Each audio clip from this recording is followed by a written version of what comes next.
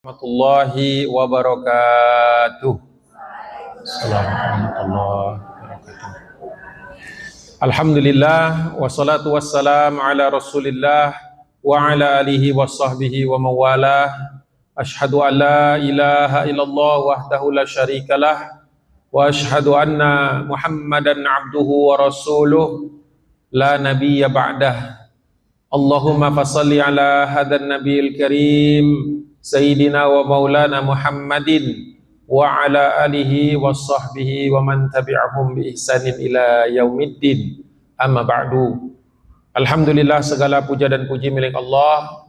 Salawat dan salam tak lupa kita haturkan, kita panjatkan pada junjungan kita, suri tauladan kita, Nabi Agung Rasulullah Muhammad sallallahu alaihi wasallam. Mudah-mudahan keberkahan dan keselamatan juga sampai kepada kita umatnya di akhir zaman. Amin ya rabbal alamin. Alhamdulillah, apa kabar ibu-ibu semuanya? Alhamdulillah. Alhamdulillah. Berarti pagi hari ini ini mungkin kedua kali kalau tidak salah. Yang pertama dulu saya pernah bersama Majelis Taklim Khairun Nisa, itu acaranya di bawah kalau tidak salah. Sempat di bawah ini dulu ya. Udah lama banget ya. Oh iya. Baiklah. Jadi ini pertemuan kita berikutnya yang kedua setelah cukup lama. Mudah-mudahan setiap pertemuan kita diberkahi Allah Subhanahu wa taala. Amin ya. Baik, hari ini tadi sudah disebutkan bahwa kita akan membahas sahabat yang sebenarnya sudah sangat terkenal, yaitu Utsman bin Affan. Dengan julukan banyak sebenarnya julukannya, tapi yang paling banyak diingat manusia adalah Dzun Nurain. Dzun Nurain. Zu itu artinya memiliki atau pemilik. Nur itu cahaya. Ada Bu Nur nggak di sini? Itu ibu yang bercahaya. Nah, karena disebut Nurain itu artinya dua cahaya. Jadi Dzun Nurain artinya pemilik dua cahaya. Kenapa disebut seperti itu? Karena dalam kehidupannya punya dua keistimewaan. Nah, yang membuat istimewa itu bukan dirinya sendiri, tapi siapa yang dinikahinya. Masya Allah. Pertama, dinikahkan oleh Rasulullah kepada Ruqayyah binti Muhammad SAW, dan yang kedua setelah Ruqayyah meninggal dunia, nanti kita bahas, dinikahkan oleh Rasulullah kepada Ummu Kulthum binti Muhammad SAW. Jadi ada dua anak Nabi yang pernah menjadi istri dari sahabat Utsman bin Affan radhiyallahu anhu. Itulah kenapa disebut pemilik dua cahaya. Gak ada manusia lain yang dapat keutamaan menikahi kedua anak Nabi SAW. Ya. Walaupun ada satu lagi sahabat Nabi yang menikahi anak bungsu Nabi, yaitu Ali bin Abi Thalib, ya, yang terkenal dengan istrinya yang bernama Fatimah binti Muhammad SAW. Tadi yang kita bahas Utsman bin Affan. Sumbernya saya ambil dari kitab yang cukup populer untuk mengambil biografi. Bu-ibu juga kalau mau baca sendiri bisa dicari. Ini nama kitabnya Siyar A'lamin Nubala, ditulis oleh Imam Az-Zahabi, Imam Al-Hafidh Az-Zahabi. Itu hampir seluruh sahabat Nabi ada di dalam satu kitab, jadi nggak perlu lagi beli satu-satu. Ya kan, ada yang suka beli satu-satu kan, tentang Abu Bakar, tentang Utsman, tentang Ali, tentang istri-istri Nabi. Ini satu kitab semuanya ada. Cuma masalahnya kitab Syiar A'lamin Nubala ini 12 jilid, panjang sekali, masya Allah. Ya, panjang sekali. Dan ini hanya ada kisah tentang Utsman bin Affan ini ada di jilid kedua saja. Halaman 449 sampai dengan 452, cetakan Darul Kutub Ilmiah yang ada di perpustakaan saya di rumah. Alhamdulillah. Baik, kita mulai dari yang pertama dulu. Siapa Utsman bin Affan? Di dalam kitab tersebut disebutkan bahwa beliau nama aslinya atau nama lengkapnya Utsman bin Affan bin Abil As bin Umayyah bin Abdi Syams. Kalau kita buka sejarah, ini bukan orang sembarangan ini. Ini orang terpandang dari keluarga yang terkenal dan semua orang tahu siapa mereka. Dia adalah penguasa, salah satu penguasa kota Mekah, keluarga yang terpandang, keluarga kaya raya, luar biasa kekayaannya. Nah, tapi yang perlu kita garis bawahi bahwa Utsman bin Affan ketika diajak masuk Islam, meninggalkan itu semua. Meninggalkan semuanya. Artinya apa? Artinya bahwa Islam itu jauh lebih berharga daripada harta dunia. Itu penting kita tahu. Jadi kenapa orang nanti bertanya, kenapa beliau ini salah satu yang dijamin masuk surga? Dari pertama saja kita sudah tahu bahwa ketika seseorang meninggalkan kegemerlapan dunia untuk menjadi seorang yang waktu itu masih sedikit yang mau masuk Islam dengan resiko meninggalkan semua itu jarang.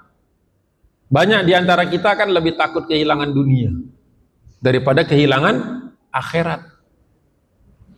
Jadi ibu-ibu, sebelum kita bahas siapa istrinya, bagaimana perjuangannya, bagaimana kemuliaannya, bagaimana dia ngurus keluarganya, bagaimana nanti banyak sekali sedekahnya untuk umat ini, sampai-sampai kalau ibu-ibu ke Madinah masih bisa menemukan gedung atau sekarang itu jadi hotel yang dulu tanahnya itu, gedung awalnya itu adalah hasil wakafnya Utsman bin Affan.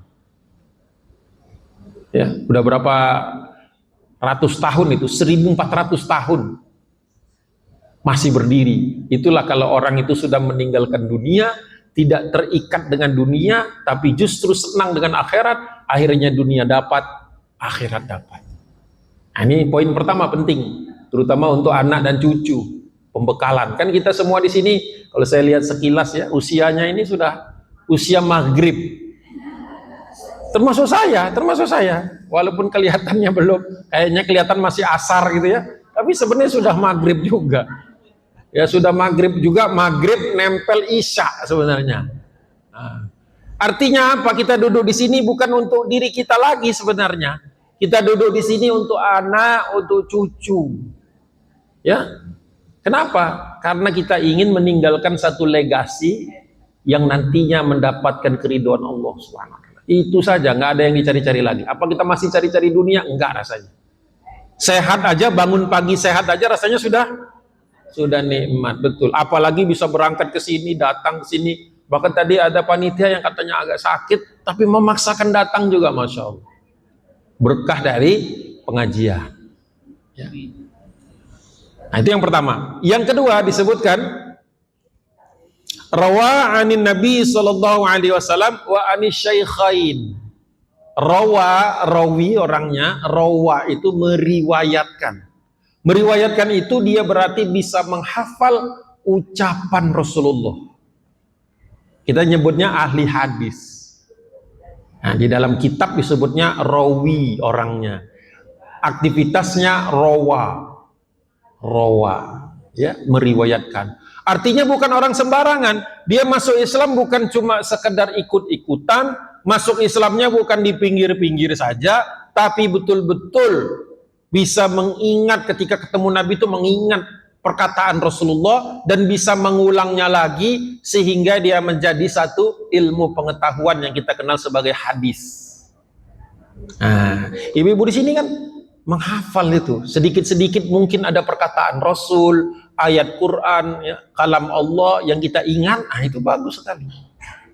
Jadi kalau mau ditanya sebenarnya satu pengajian itu produktif atau tidak, berkah atau tidak, adalah ketika pulang bawa sesuatu dari ayat Allah atau dari perkataan Nabi atau pendapat-pendapat para ulama, itu sukses. Masalah nggak dapat konsumsi atau dapat konsumsi itu nomor sekian. Iya betul. Masalah nanti ada temennya apa enggak, jangan sampai kita datang ngaji nanya dulu udah rame belum baru datang. Jangan. Datang ke sini ibaratnya seandainya cuma kita sendiri tetap datang. Nah kalau sudah semangatnya seperti itu, nggak usah tanya ikhlas lagi. Ya kan, kalau masih nanya-nanya temennya datang nggak, ininya datang nggak, siapa yang bicara, ngomongin apa, makannya apa. Saya mohon maaf kalau ada yang tersinggung. Saya maksudnya bukan menyinggung, tapi sekedar mengingatkan tazkirah supaya kita kalau mendatangi pengajian itu betul-betul karena Allah Subhanahu wa taala. Jadi Utsman bin Affan ketika diajak masuk Islam, yang membawa waktu itu namanya Abu Bakar As-Siddiq. Diajak ketemu dengan Nabi, Rasulullah melihat orang ini, kata Nabi SAW, bagaimana pendapatmu tentang Islam? Aku melihat yang membawa, kata dia, Abu Bakar, dan aku melihatmu ya Muhammad, ya Rasulullah, maka cukup bagiku.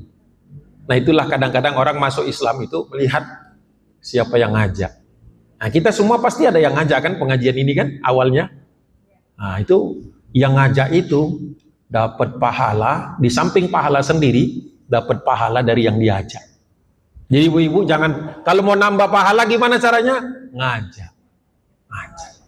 Iya ngajak. Nanti kalau diajak orang itu mau, tadinya mungkin agak malu, mungkin ragu-ragu. Ketika dia sudah datang, dia rasakan manfaatnya, terus dia datang lagi. Setiap kali dia datang, pahala kita dapat tanpa mengurangi pahala orang yang datang.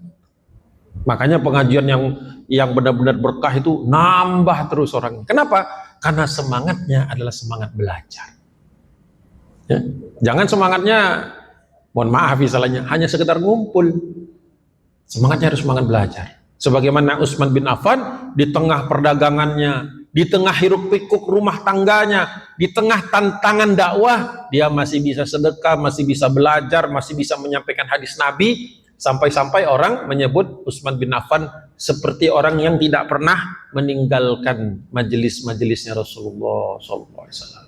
Kita juga ingin kan, terus datang, sampai Allah tentukan waktu kita. Ya. Itu slide yang pertama.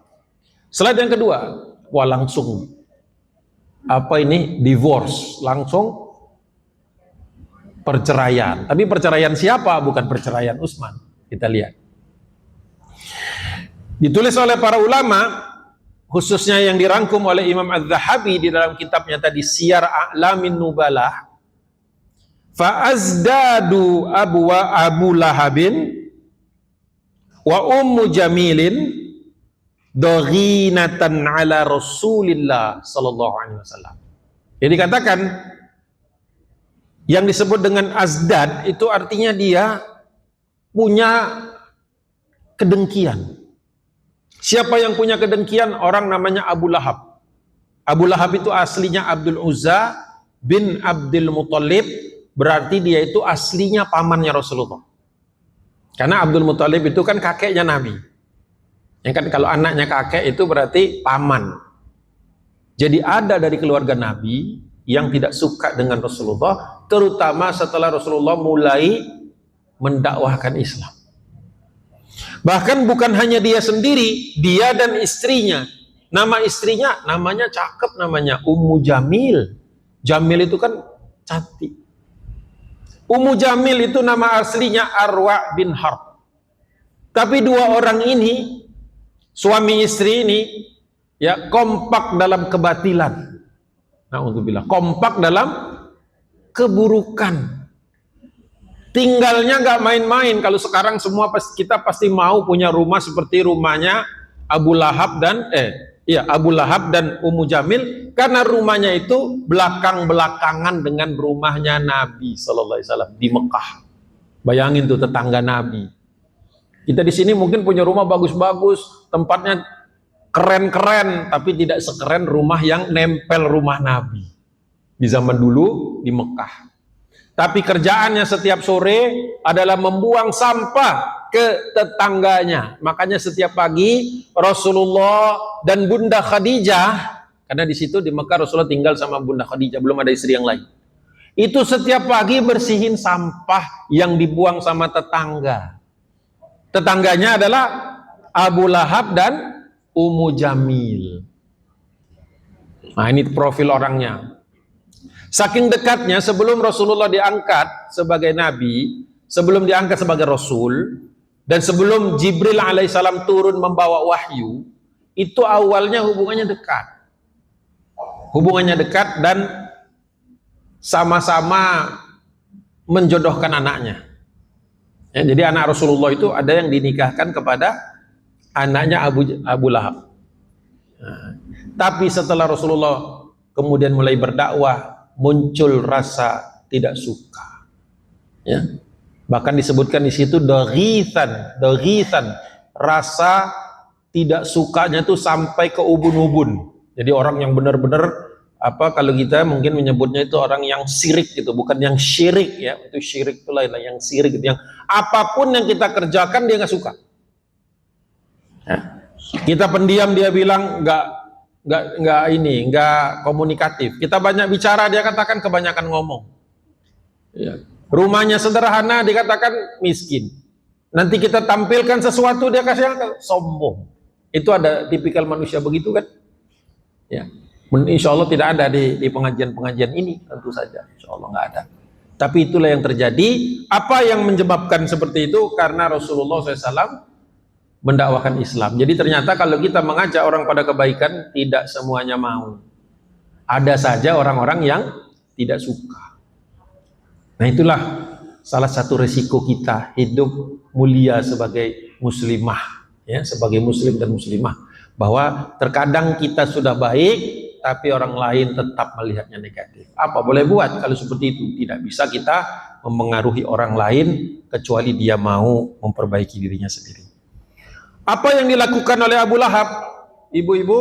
Wa amara ibnahuma, dipengaruhilah anaknya, yaitu siapa? Utbah bin Abi Lahab. Utbah itu nama suami dari Ruqayyah, betul. Jadi Utbah ini dipengaruhi oleh orang tuanya bi an yutliqa, untuk mentalak, untuk menceraikan, padahal kehidupannya sebenarnya biasa saja.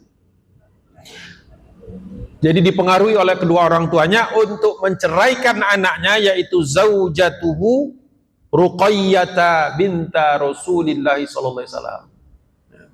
Jadi seiring dengan kedengkian orang tuanya mempengaruhi anaknya, itulah penyakit dengki yang sangat tidak disukai oleh Allah Subhanahu wa taala. Ya, hati-hati penyakit dengki. Kalau penyakit-penyakit yang lain, apalagi penyakit fisik, tidak selalu menular. Tapi kalau penyakit hati sudah dipastikan menular. Ketika kita dengki, maka kita punya kecenderungan ngajak orang lain untuk dengki juga. Itulah kenapa penyakit hati itu lebih berbahaya daripada penyakit fisik. Lebih berbahaya. Ya? Dan harus dihindari, dan harus dibersihkan hati kita dari hal-hal yang seperti itu. Nah, ketika diceraikan tentu saja ada maksud. Apa maksud dari Abu Jahal menceraikan, menyuruh anaknya cerai dari anaknya Rasulullah SAW? Supaya Nabi merasa sedih, supaya Nabi merasa menyesal, supaya Nabi merasa terhina. Ya. Termasuk istri Nabi juga itu teror seperti itu. Wah, ini anaknya Nabi dicerai orang, apa nggak mampu, apa kurang baik, macam-macam perkataan orang-orang pada waktu itu. Tapi Nabi SAW tidak bergeming. Kenapa? Karena perintah Allah untuk menyampaikan Islam tidak bisa tidak bisa dinegosiasi, tidak bisa diurungkan hanya karena istrinya atau anaknya atau anak putrinya itu diteror sedemikian rupa. Nah, siapa yang datang, yang Allah datangkan untuk memberi solusi, didatangkan untuk membahagiakan Ruqayyah dan Rasulullah dan Bunda Khadijah itu sendiri, tidak lain dan tidak bukan kecuali Utsman bin Affan. Ya. Nah, sementara sebelum saya jelaskan ke situ, ini saya ada masukkan satu ayat. Mari kita baca di dalam surah Al-Baqarah 221. Ibu-ibu yang dirahmati Allah Subhanahu wa taala, pernah saya ditanyakan dulu, pengajian lama sekali waktu saya membahas ini. Ustadz, kenapa anak Rasulullah kan putri? Ya. Kenapa dibiarkan menikah dengan laki-laki musyrik? Karena kan Utbah bin Abi Lahab itu, anaknya Abu Lahab itu kan musyrik. Saya bilang benar. Bukannya kalau muslimah itu dilarang menikah dengan atau dinikahi oleh musyrik. Betul. Ayatnya apa? 221 surat Al-Baqarah. Yang bunyinya kalau dari awal itu wala tankihul musyrikati hatta yu'min. Janganlah menikahi seorang musyrik perempuan kecuali dia sudah beriman. Wala amatum mu'minatun khairum min musyrikatin walau a'jabatkum. Perempuan hamba sahaya atau budak tapi dia beriman kepada Allah, itu jauh lebih mulia kata Allah daripada seorang perempuan tapi musyrik sekalipun dia cantik. Nah, baru kemudian yang di depan ini, wala tunkihul musyrikin. Jangan kau menikahkan kepada orang-orang laki-laki musyrik itu, orang-orang perempuan muslimah, hatta yu'minu, sampai mereka mau meninggalkan kemusyrikan atau masuk Islam. Wala abdun mu'minun khairum min musyrikin walau a'jabakum. Seorang laki-laki budak sekalipun kalau dia beriman jauh lebih baik dibandingkan laki-laki musyrik sekalipun dia ganteng. A'jabakum itu membuat engkau terpesona. Nah, ini penting juga buat kita karena sekarang ini di Indonesia dan di dunia Islam pada umumnya ada gerakan untuk mengatakan semua agama sama. Hati-hati. Karena itu sebenarnya tujuannya sederhana. Semua agama mau dibuat sama supaya nanti kita tidak merasa perlu risih kalau ada anak kita dinikahi atau kita menikahkan dengan orang-orang lain. Larinya ke sana itu. Padahal jelas dalam Al-Quran disebutkan. Jelas-jelas disebutkan. Sehingga nanti mereka ingin agar umat Islam ini baik perempuan maupun laki-lakinya setengah-setengah nanti perasaannya. Ya kan, bayangkan kalau istrinya atau suaminya itu bukan muslim, tentu akan setengah-setengah dia berimannya, berat bagi dia. Karena kenyataannya dia serumah atau dia istri atau suami statusnya. Nah, pertanyaannya kembali ke pertanyaan tadi, bagaimana itu? Kenapa Rasulullah membiarkan anaknya yang putri dinikahi dengan laki-laki yang musyrik? Perlu saya katakan bahwa ini pernikahan sebelum Rasulullah jadi nabi. Dan kedua, Rasulullah sudah jadi nabi tapi tidak menyuruh untuk menceraikannya karena ayat ini belum turun. Nah, ini supaya clear nih, karena saya pas menjelasin ini waktu itu ada yang nanya, waduh saya nggak siapin. Nah, sekarang saya siapin dulu. Kenapa belum turun? Karena ayat ini berasal dari surah Al-Baqarah. Surah Al-Baqarah kalau kita cek di Quran, dia itu disebut surah yang sifatnya madaniyah. Madaniyah itu turunnya di Madinah. Ayat baru turun di Madinah setelah Nabi SAW hijrah. Ketika Rasulullah masih di Mekah, ya pasti belum hijrah. Nah, karena Rasulullah itu bukan orang yang bolak-balik Madinah Mekah kayak orang bisnis, tidak. Sekali Rasulullah pindah, selesai, tidak ada lagi kembali ke sana kecuali untuk membebaskan kota itu dari kemusyrikan yang dikenal sebagai Fatu Mekah. Ya, jadi sekali lagi saya jelaskan, saya sampaikan kepada ibu-ibu, siapa tahu ada temannya di sana yang belum tahu atau ibu sendiri belum tahu bahwa ayat itu harus kita pahami kapan turunnya, di mana turunnya, asbabun nuzulnya apa, harus diketahui. Kalau tidak bingung. Kalau tidak bingung, ya, malah bingung, dan kalau nggak belajar dengan baik seperti di pengajian-pengajian, malah nantinya akhirnya malah suuzon, berprasangka buruk. Rasulullah gimana sih? Quran udah jelas-jelas melarang, kok malah anaknya dibiarin? Nah, suuzon. Apa suuzon? Berprasangka buruk. Tahu nggak suuzon itu kata Nabi SAW? Orang yang banyak suuzon matinya suul khotimah. Iya. Gimana caranya husnul khotimah? Dibalik aja, husnuzon. Makanya penting ngerti bahasa Arab. Su itu buruk, husn atau husnu itu baik, zon itu artinya menduga. Ketika digabung, husnuzon berarti berprasangka baik. Kalau su'udzon berarti berprasangka buruk. Udah mantap. Ya, makanya kita perlu belajar. Kalau ditanya kenapa kita perlu belajar, utamanya agama Islam, Lebih khusus lagi seperti yang kita pelajari sekarang ini, yang namanya sirah nabawiyah, supaya kita makin cinta kepada Rasulullah, terhindar dari penyakit suudzon kepada Nabi. Jelas ya? Boleh dicatat bahwa kenapa sih rajin banget tiap hari Selasa misalnya, atau tiap hari Rebo, ada pengajian lagi tiap hari Kamis, kok datang terus gitu, apa nggak capek? Nah, kan banyak kan omongan seperti itu biasanya kan, ya, nggak capek datang terus gitu, pengajiannya banyak banget gitu ya. Nah, perlu kita jelaskan bahwa thalabul ilmi faridatun ala kulli muslimin wa muslimatin. Menuntut ilmu adalah wajib statusnya bagi seorang muslim laki-laki maupun muslim perempuan, muslimah. Itu satu. Dan kedua, supaya makin cinta kepada Rasulullah. Itu penting, bahwa ketika kita belajar sesuatu dalam Islam, harus tumbuh rasa cintanya kepada Nabi, ya, harus tumbuh rasa cintanya kepada Rasulullah SAW. Ya.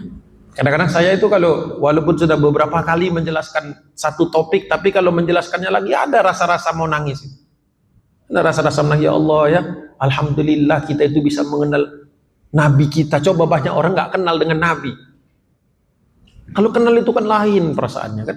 Ketika disebutkan namanya, ketika diceritakan, itu ada rasa berdegup di dalam hati kita. Itu yang di dalam Al-Quran disebut wajilat qulubuhum, bergetar hatinya. Itu orang beriman itu.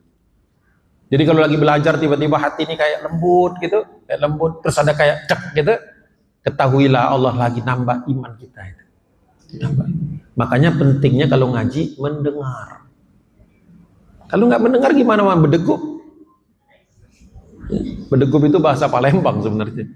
Berdegup yang benar. Kalau berdegup itu bahasa orang Palembang. Saya kepleset dikit ngomongnya, harusnya berdegup. Berdegup. Nah, gitu ya, clear ya, jelas ya ibu-ibu ya, semuanya baik. Nah baru kita lanjutkan. Tadi ceritanya terputus. Rasulullah berdakwah, nggak disukai tetangganya, padahal tetangganya itu adalah pamannya sendiri. Ya, terus pamannya karena syirik tadi, ya, karena nggak suka dengan Rasulullah, nyuruh anaknya, udah ceraikan aja anaknya. Diceraikan itu ternyata perceraian yang berkah. Loh, kok ada perceraian berkah? Ada, ketika lepas dari orang yang jahat. Ya, nggak semua perceraian buruk. Bukan berarti kita jadi seneng cerai, bukan. Paham ya? Bedanya ya. Iya, kalau diceraikan dari anak seorang musyrik yang dia juga membenci dakwah, membenci Islam, ya bagus berarti. Nah, cuma di Indonesia ini terkadang kita itu semua orang kalau cerai itu dianggap buruk, padahal ada juga cerai yang baik. Ya itu apa, lepas dari, coba kalau suaminya nggak ngajarin sholat, coba kalau suaminya nggak pernah nuntun agama, mau sampai kapan? Nah, gitu. Ini penting, ini di bawah sadar kita. Nah, terus gimana? Allah itu kalau hambanya mengambil langkah murni karena cari ridho Allah, pasti dikasih solusi. Pasti dikasih solusi. Ini contohnya, ini contoh ini. Ruqayyah ketika diceraikan sama suaminya, Utbah namanya, Utbah bin Abi Lahab. Ya kalau dipikir semua orang perempuan apalagi, kalau bercerai itu pasti sedih. Pasti sedih. Tapi kalau ingat-ingat lagi, ini diceraikannya gara-gara dakwah ayahnya, pasti sang anak ini lebih memilih ayahnya. Iya kan? Ayahnya, apalagi ayahnya jelas-jelas orang Nabi. Nah, siapa yang dikirim oleh Allah Subhanahu wa taala? Waduh, nggak main-main yang dikirim. Coba kita baca lagi. Jadi ngaji itu memang harus sambil baca. Nah, makada, tidak lama. Jadi bahasa Arab itu makada ya. Not too long, itu bahasa Inggrisnya itu. Nggak terlalu lama. Artinya memang ada jeda, tapi cepat. Jadi nggak perlu nunggu lama. Jadi status kejandaan Ruqayyah itu pendek, singkat. Maka ada Utsman ibnu Affan yasma'u, mendengar tidak lama setelah Utsman bin Affan mendengar bi khabari, tentang kabar tolaki, pentalakan, perceraian, diceraikannya Ruqayyah anak Nabi, hatta statoro, langsung, gak pakai lama nih, langsung apa? Memberikan, menawarkannya Rasulullah, perlu suami gak buat anaknya? Bahasanya gitu. Ya Rasulullah, butuh suami nggak buat ruqyah? Maksudnya apa? Siap. Jadi yang bahagia berapa orang tuh? Ya kalau dihitung kita semua di sini bahagia semua dengan cerita ini kan? Ini kan cerita happy endingnya kan? Iya, dicerai oleh orang jahat yang datang bukan sekedar orang, bukan sekedar pengganti, calon penghuni surga. Itu loh maksud saya. Jadi selalulah ketika ngambil keputusan itu cari ridho Allah, jangan cari ridho manusia. Manusia bisa benar bisa salah, tapi kalau kita cari ridhonya Allah selalu benar, nanti selalu ditolong. Itu tanamkan kepada anak-anak. Yang kalau anak-anaknya sudah pada nikah semua, tanamkan ke cucu, karena cucu cepat atau lambat akan masuk ke masa itu. Supaya nanti ketika dia milih calon suaminya atau dipilih oleh seorang suami atau memilih kalau anaknya laki-laki, coba letakkan timbangan Allah di atas yang lain. Maka insya Allah berkah hidupnya. Berkah hidup. Jadi Masya Allah kata Nabi, waduh, Utsman bin Affan kan ini kan. Ya. Seorang muslim, jadi pikiran Nabi pertama kali itu dia muslim. Ingat dulu yang masuk Islam itu jumlahnya sedikit. Jangan seperti sekarang nih kan, semua orang banyak sekali, mayoritas berapa? 300 juta lebih itu orang yang muslim di Indonesia saja. Ya kan? Nah, ini bukan sembarang orang. Yang datang adalah seorang Utsman bin Affan yang nantinya menjadi salah satu di antara al-mubashshiruna bil jannah. Orang yang dikabarkan dapat kabar baik, mubasyiruna bil jannati, udkhulul jannah, masuk surga. Gimana tuh ya Bu? Kita dapat menantu yang ahli surga, betapa enak, luar biasa gitu kan. Nah, tapi banyak di antara kita akhirnya ngukur calon mantu pakai harta. Nah, itu aja permasalahannya. Balik lagi ke kalimat tadi, hattas tatoro farhan. Farha itu artinya gembira, farhan itu artinya kegembiraan. Jadi keputusan dari Utsman bin Affan menawarkan dirinya. Ingat, Utsman gak sombong ya. Bisa saja dia dengan cara yang buruk seperti ini, misalnya saya kan kaya, saya kan cakep ya kan, anak muda sini buat aku aja. Gak begitu ngomongnya bagus-bagus, ya Rasulullah, butuh pengganti nggak? Ibaratnya ini siap ada ban serep nih, pakai aja deh. Itu kan berarti orang meletakkan dirinya di bawah harganya. Banyak orang harganya segini tapi seolah-olah dia di atas, dan kita tertipu.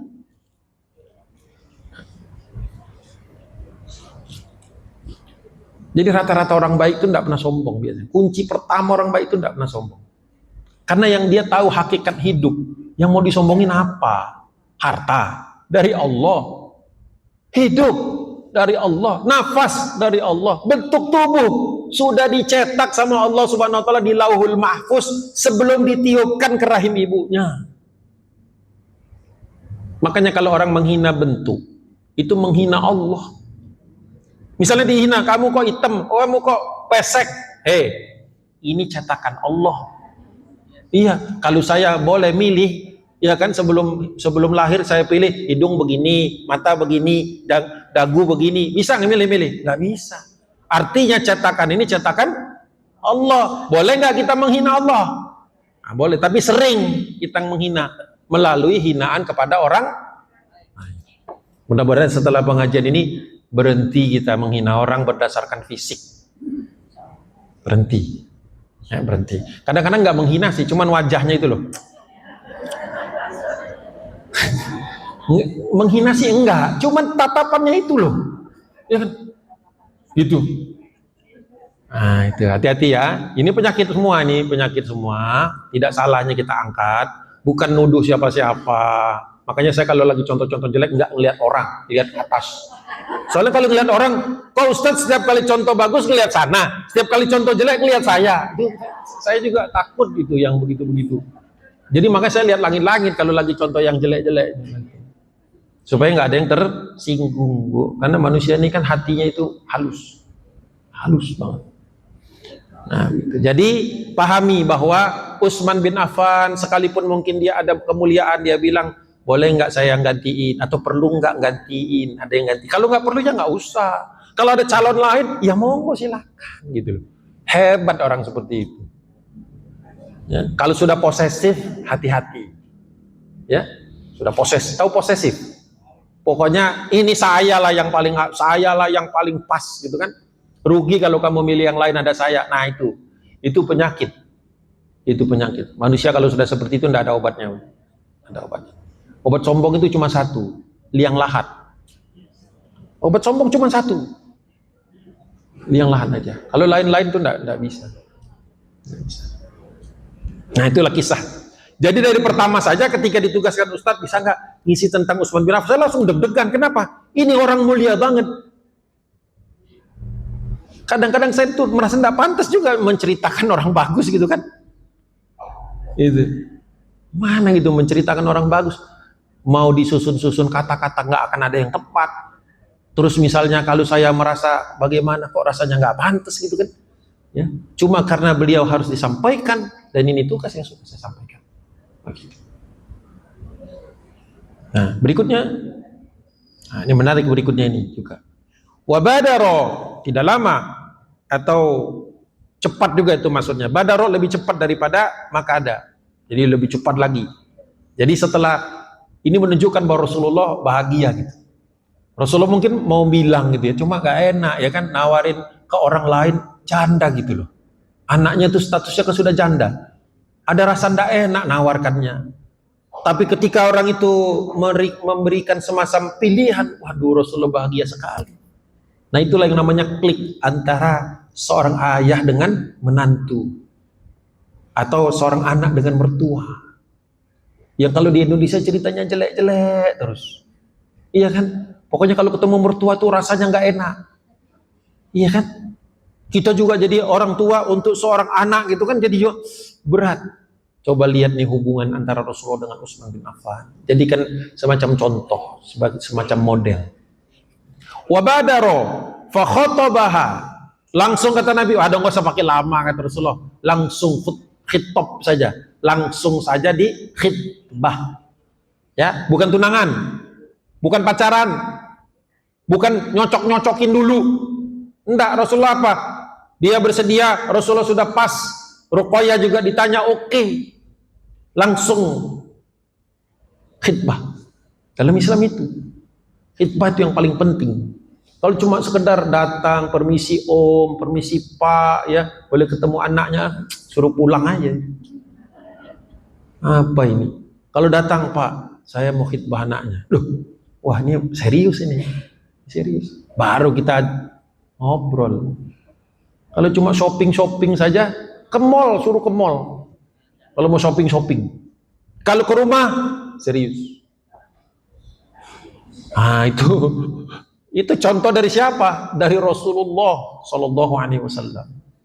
Langsung kata Nabi, langsung khitbah saja. Min Rasulillahi Sallallahu Alaihi Wasallam, fazawwajuha.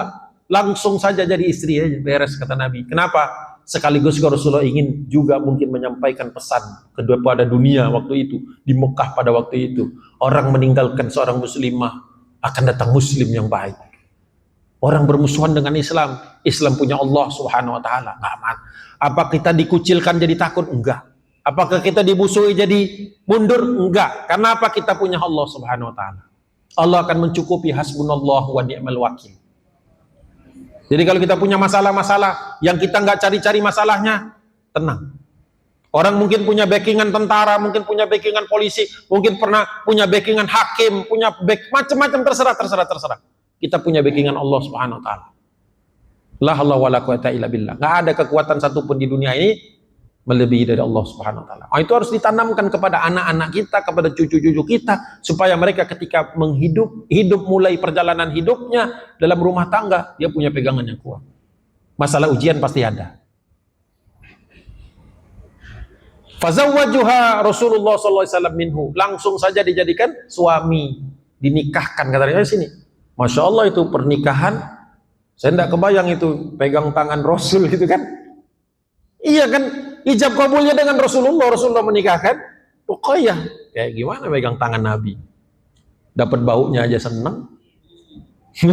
Kebayang nggak ini? Ini yang membuat getar tuh Anda membayangkan ceritanya, bukan sekedar mendengar di telinga, tapi pakai hati, pakai daub, pakai qalb. Megang tangan Rasul tuh kayak apa sih enaknya ya Allah.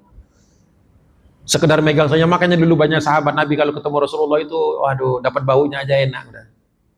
Karena baunya bau surga. Apalagi sampai kemudian khidbah, apalagi sampai ijab kabul dengan Nabi SAW itu, bergetar dunia. Bergetar. Nah, ternyata kehidupan keluarga ini langsung ujian. Waduh, langsung ujian. Gak masalah ujian-ujian juga, insya Allah. Maaf ini ya, foto-foto saya ambil-ambil yang kira-kira masuk akal gitu ya. Ini bukan berarti merendahkan siapa-siapa, bukan. Kenapa gambarnya fotonya seperti ini? Kenapa dua orang mau lari ke arah laut? Karena memang tantangannya itu waktu itu yang dihadapi oleh Utsman bin Affan dan Ruqayyah itu hijrah. Hijrahnya kemana? Bukan ke Madinah, hijrahnya ke Habasyah. Habasyah itu sekarang Ethiopia. Kalau dari Mekah itu berarti kita harus ke Jeddah dulu, terus naik kapal dulu karena posisinya di seberang Laut Merah. Setelah nyebrang ke daerah namanya Aksiu, itu harus jalan kaki beratus-ratus kilo untuk sampai ke Ethiopia. Dulu namanya Aksum, sekarang namanya Addis Ababa. Ada satu masjid di Addis Ababa itu yang diyakini sebagai masjid yang dibangun oleh kaum sahabat Nabi selama mereka hijrah di Habasyah itu. Nah, disitulah bagi yang ada kesempatan suatu saat ke Ethiopia, ke masjid itu, Anda bisa ketemu tempat kedua orang ini pernah duduk, yaitu Utsman bin Affan dan Ruqayyah binti Muhammad sallallahu alaihi wasallam. Jadi Masya Allah, baru nikah, enak-enakan nikah, tapi karena dakwah dan Islam lebih utama, mereka sekalipun orang tuanya seorang hamba Allah yang paling mulia yaitu Muhammad sallallahu alaihi wasallam, tetap saja mereka itu adalah pejuang-pejuang. Nah, jadi bahasanya wazaffatha ummul mu'minin. Oh, ini salah tulis ini. Bukan ummul nu'minin, itu mim harusnya. Sebentar, saya kadang-kadang kalau udah malam saya ngetik-ngetiknya tuh nggak kelihatan. Itu harusnya mim. Ya, nanti saya perbaiki insyaallah. Wazaffatha ummul mu'minin Khadijah bintu Khuwailid. Jadi Khadijah, jadi waktu itu Rasulullah istrinya kan Khadijah. Khadijah itu mengetahui bahwa perintah untuk hijrah itu sudah turun, banyak orang dianiaya, termasuk ini keluarga ini juga dianiaya, maka diantarkanlah. Diantarkan. Sedihnya bukan main, ada episode Rasulullah harus mengirimkan anaknya bersama suaminya untuk pergi ke tempat yang jauh, entah balik atau enggak, belum tahu. Kita sekarang enak, sudah tahu kisahnya kan? Sudah tahu kisahnya kan, bahwa yang hijrah itu nanti akan kembali kan? Waktu orang menjalaninya apa tahu? Nggak tahu. Nggak tahu. Jadi waktu itu sedihnya, jangan dikatakan, nggak bisa dijelaskan bagaimana melepaskan anak yang baru saja dinikahi untuk satu perjalanan yang belum tahu betapa beratnya nanti dan belum tahu ketemu lagi atau tidak. Bahkan kenapa yang disebutkan di sini Khadijah bukan Muhammad, padahal berdua nganter. Kenapa? Karena nggak ketemu lagi. Kalau Rasulullah masih ketemu, karena Rasulullah kan hijrah ke Madinah. Utsman bin Affan ini nantinya balik ke arah Madinah. Sedangkan Bunda Khadijah 3 tahun sebelum hijrah sudah meninggal. Berarti nggak ketemu lagi. Jadi Ruqayyah nggak pernah lagi ketemu ibunya, ketemu ayahnya di Madinah. Tapi nggak ketemu ibunya lagi karena ibunya meninggal dunia. Dia masih ada di Habasyah. Itulah penting ya, kenapa para ulama dulu tuh milih kata. Itu bukan sekedar supaya kelihatan bagus susunannya, bukan coba sekedar supaya keren, bukan. Supaya orang di kemudian hari seperti kita-kita ini yang belajar ini nantinya bisa memahami. Itu. Jadi zaman dulu orang bikin buku tuh bukan untuk dijual. Para ulama dulu, Imam Bukhari, Imam Muslim, Imam Nasai, Imam Abu Hanifah, semua yang menulis, Imam Syafi'i, nulis buku bukan untuk jadi bestseller. Ada ulama nggak ada nulis buku itu, wah nanti supaya banyak yang beli, supaya nanti duit. Mereka bahkan kan, Bapak Ibu tahu, Quran itu tidak ada copyrightnya. Yang bikin copyright itu kan penerbit, bukan Allah. Coba berapa kali, berapa juta sudah Quran diterbitkan. Ada Allah minta 5.000. Kitab Bukhari Muslim sudah berapa ribu kali dicetak, tidak terhitung. Ada Imam Bukhari sama Imam Muslim dapat royalti. Enggak ada sampai sekarang para ulama kalau nulis buku rata-rata digratisin. Jadi beda motif menulis buku para ulama dengan orang sekarang. Tapi sekali lagi bukannya nggak boleh, boleh aja jualan buku, boleh nggak? Boleh. Nulis buku untuk dijual boleh nggak? Boleh, boleh banget. Ya. Tapi ingat bahwa para ulama dulu mereka kalau nulis benar-benar sepenuh hati. Dibeli ya alhamdulillah, nggak dibeli ya nggak apa-apa, dibeli saya nggak kaya, nggak dibeli saya nggak miskin. Hebat betul, hatinya itu sudah tinggi. Ya. Nah itulah saya katakan kalau kita datang ke pengajian itu kita harus ikhlas supaya nilai kita selama ngaji ini naiknya tinggi. Kalau cuma hanya urusan-urusan dunia nggak naik-naik di situ-situ aja. Itulah pentingnya saya katakan ikhlas. Jadi Ummul Mukminin Khadijah bintu Khuwailidin radhiyallahu anha mengantarkan anaknya dan menantunya Utsman bin Affan berlayar, nggak ketemu lagi.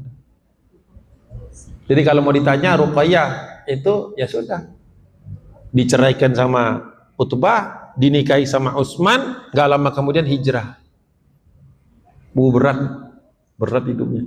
Jadi bagi kita yang pernah ditinggal orang tua, mungkin ditinggal orang tua waktu masih kecil ya. Jangan terlalu bersedih. Para sahabat Nabi, istri Nabi, anak-anak Nabi pernah mengalaminya semua. Nah, oleh sebab itulah Nabi kita Muhammad SAW itu ketika dia berdakwah betul-betul menyerahkan seluruhnya kepada Allah SWT.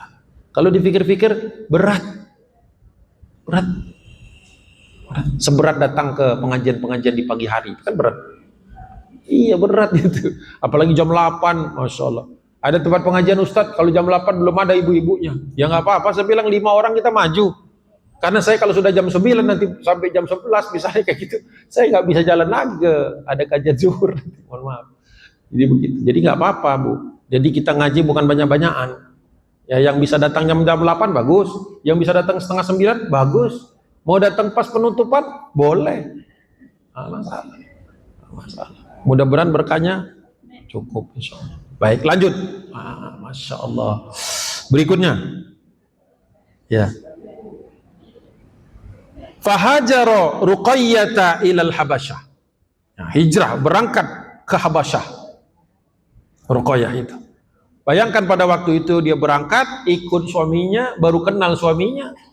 Ya, bayangkan itu baru nikah lagi. Berangkat. Tetapi dalam perjalanan itu yang namanya Utsman bin Affan selama ini jarang dibahas. Bahwa Utsman bin Affan itu orangnya sangat pemalu.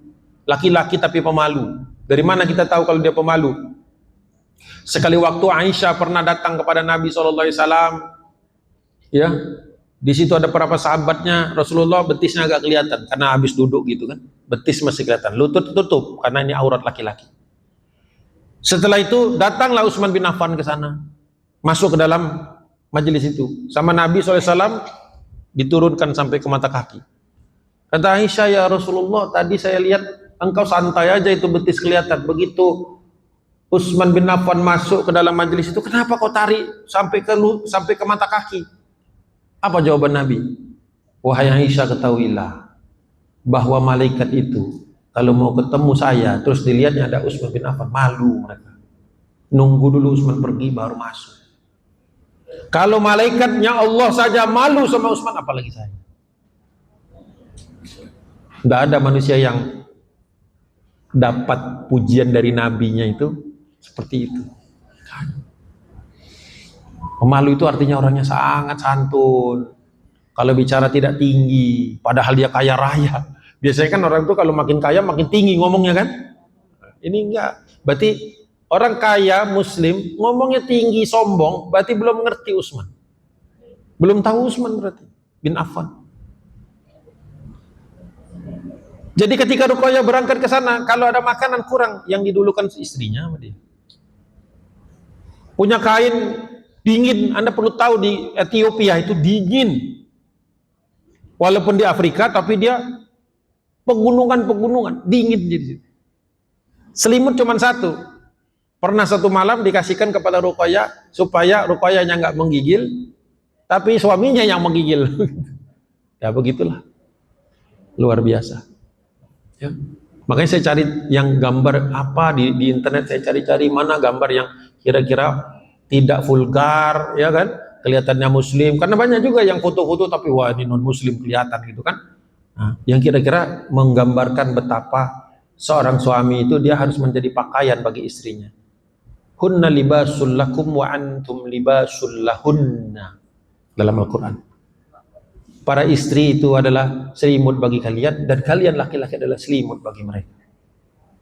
Teman saya bilang, kalau tidak ada selimut bagaimana? Ya sudah, saya bilang, pakai kasur itu aja. Tidak ada selimut. Mau gimana lagi? Spray atau sarung. Banyak tafsirnya di situ. Ya. Tapi maknanya adalah suami istri itu dia harus memberikan kehangatan bagi yang lain. Kehangatan dalam makna. Dalam makna. Jadi alhamdulillah perjalanannya jauh ke Habasyah, tapi dua orang ini kuat. Makanan kurang, perjalanan panjang, harta habis. Itu alhamdulillah sampai ke Habasyah ketemu raja, rajanya Najasyi. Rajanya Kristen. Tapi adil, kata Nabi, berangkat ke Habasyah kalian akan ketemu dengan raja yang adil. Alhamdulillah didakwahi, malah Utsman bin Affan termasuk yang mendakwahi raja ini berhari-hari sampai masuk Islam. Dari mana kita tahu Ustaz? Kan ada beberapa orang yang mengatakan Najasyi nggak pernah masuk Islam. Saya bilang ambil dalil cuma satu aja cukup, yaitu dalil sholat gaib. Cari di dalam kitab-kitab sholat. Kapan pertama kali Rasulullah sholat gaib? Tahu sholat gaib nggak? Kita sholat orang meninggal, orang yang nggak di tempat. Kalau semua belajar cari sholat gaib pertama Nabi di Madinah. Siapa yang disolatin? Najasyi. Ya Rasulullah suruh Bilal bin Rabah azan, wahai Bilal azan. Kata Bilal, belum masuk waktu sholat ya Rasulullah, azan aja. Nanti orang datang, ya memang saya mau supaya orang datang. Azan lah tuh, Allahu Akbar, Allahu Akbar. Orang-orang bingung kan, zuhur belum, asar belum, asar apalagi gitu kan, agak pagi. Maka orang datang ke Masjid Nabawi, ada apa ini? Kok azan belum masuk waktu zuhur? Kata Bilal disuruh kumpul sama Nabi. Kenapa? Marilah kita melaksanakan sholat gaib. Siapa yang kita sholatkan ya Rasulullah? Siapa yang mati? Karena di Madinah nggak ada orang mati. Belum waktu itu tidak, hari itu tidak ada yang mati. Kata Nabi SAW, sahabatmu, saudaramu, Najasyi meninggal dunia hari ini. Orang sedih. Apalagi para sahabat yang pernah berlindung di sana, yang pernah hijrah ke sana. Termasuk diantaranya Utsman bin Affan. Sholat. Menyolatkan jenazah secara gaib. Masya Allah. Jadi seperti itu, luar biasa.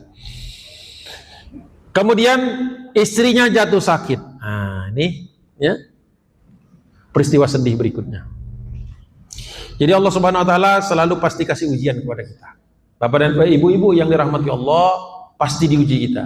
Di dalam surah Ali Imran disebutkan وَلَنَبْلُوَنَّكُمْ بِشَيْءٍ مِّنَ الْخَوْفِ وَالْجُوعِ وَنَقْصٍ مِّنَ الْأَمْوَالِ وَالْأَنفُسِ وَالثَّمَرَاتِ وَبَشِّرِ الصَّابِرِينَ.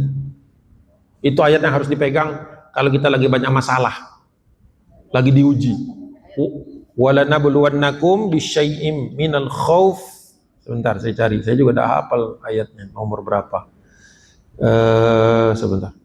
Walanabluwannakum bisyai'in. Nabl itu artinya ujian. Wala nabl. Nah, dapat enggak? Al-Baqarah bukan Ali Imran. Al-Baqarah 155. Al-Baqarah 155. Walanabluwannakum, pasti akan aku uji setiap kalian. Walanabluwannakum bisyai', dengan sesuatu. Maksudnya syai' itu sesuatu yang takarannya beda-beda. Setiap orang pasti kenanya beda-beda. walanabluwannakum bisyai'im minal khauf, dengan cara satu. Ujian pertama rasa takut. Pernah nggak rasa takut? Pernah merasa takut? Ujian dari Allah. Setelah itu apa? walanabluwannakum bisyai'im minal khaufi wal ju'. Yang kedua, lapar. Lapar, kelaparan, paceklik, bikin lapar, macam-macam, krisis, lapar. Wa naqsim minal amwal, berkurangnya harta. Wal anfusi wath thamarat. Yang keempat itu berkurangnya jiwa, artinya sakit. Pernah sakit kan pasti kan? Dan yang terakhir buah-buahan. Thamarat itu aslinya buah-buahan. Tapi para mufassirin, ahli tafsir mengatakan buah-buahan itu maksudnya al-kasab, mata pencaharian. Apa jawaban dari Allah? Apa solusinya? Wa basyiris sabirin. Allah nggak nyuruh sabar. Allah katakan bersamalah kalian dengan orang sabar, atau bergembiralah bersama orang-orang yang sabar. Makanya penting ngaji, karena rata-rata orang sabar itu ada di pengajian. Rata-rata ada di sini. Jadi ujian kita tuh pasti 5. 1, diuji dengan rasa takut. 2, diuji dengan rasa lapar. 3, diuji dengan rasa berkurangnya harta. 4, diuji dengan rasa berkurangnya kesehatan. 5, diuji dengan mata pencaharian hilang. Wabasyiris sabiri. Nah, apa ujiannya bagi Ruqayyah dan Utsman bin Affan? Wa khalafahu Nabi sallallahu alaihi wasallam 'alaiha fi ghazwati Badar. Kejadiannya pas perang Badar. Jadi Rasulullah mau berangkat perang Badar berarti bulan Ramadan. 9 Ramadan berangkat, 8 Ramadan berangkat. Pas mau berangkat itu Ruqayyah sakit keras. Diduga penyakit ini beliau dapatkan dari ketika hijrah di Habasyah. Penyakit seberang, penyakit Afrika yang mungkin orang nggak punya obatnya di Madinah. Sakit panas. Karena sakit panas, mau tidak mau ada yang ngerawat. Siapa yang ngerawat? Ya tentu suaminya. Tapi Utsman bin Affan mengatakan, ya Rasulullah, engkau mau berangkat berperang, aku juga kepengen mati, kata dia, dalam peperangan, aku ingin mati syahid, kata dia. Kata Rasulullah SAW, tidak usah berangkat, urusi istrimu. Nanti akan ada peperangan-peperangan lain yang kau pasti bisa ikut. Akhirnya dia taat. Waktu dia taat di rumah, itu nggak langsung nyaman hidupnya. Di luar ada orang teriak-teriak. Siapa orang-orang teriak? Yahudi sama munafik. Apa teriak-teriakannya? Enak ya jadi menantu Nabi, nggak harus berangkat perang. Beneran terjadi. Makanya jadi orang baik itu serba salah. Kalau kita melakukan kebaikan dibilang sombong, kalau kita melakukan keburukan dihina. Ya kan? Kalau maling dibilang kamu maling nggak masalah dibilang maling kan? Tapi kalau orang nggak pernah maling dibilang maling, sakit hati. Iya nggak? Iya. Kata Utsman keluar lagi, disusul. Rasulullah udah berangkat, udah keluar dari kota Madinah, disusul sama dia. Disusul pakai unta sampai ketemu Nabi. Kata Rasulullah, apa istrimu udah sehat? Iya kan, anak kan. Ini kan menantu, wajar dong dia bilang. Kalau istri sudah sehat, ya baguslah kamu berangkat nyusul, karena perang memang utama. Dalam Islam mati syahid itu paling tinggi. Memang benar, tidak salah. Tapi pertanyaannya, apakah istrimu sudah sembuh?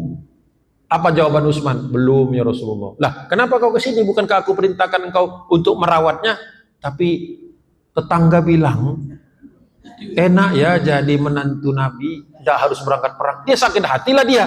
Dia kan nunggu istrinya bukan untuk menghindar dari perang.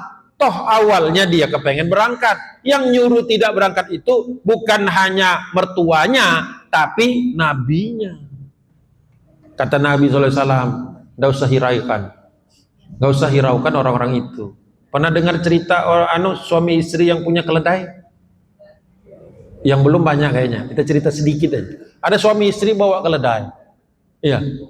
Mau dibawa, mau dijual ke pasar. Lewat sekelompok orang, nggak tahu siapa, terus dia bilang, bodoh banget orang itu. Ada keledai bukannya dinaikin.